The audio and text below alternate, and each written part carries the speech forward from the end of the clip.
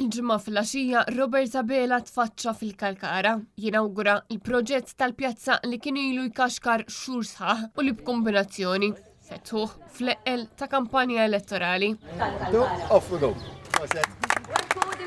Wara li nsemmet l-attività tal-gvern, NetNews staqsa lil Abela jekk jiddispjaċihx għal ħsara kbira li qed jagħmel Edward Cicluna billi żamm postu fil-kariga tiegħu ta' Gvernatur tal-Bank Ċentrali. Dan meta fuq ismu hemm akkużi serjissimi marbuta mad-dil tal-isptarijiet li fisser frodi ta' 400 miljun euro. Ma jiddispjaċikx għal ħsara li qed jagħmel Edward Cicluna, ma wġibniex il-mistoqsija, ma jiddispjaċikx għal ħsara li qed jagħmel Edward Cicluna.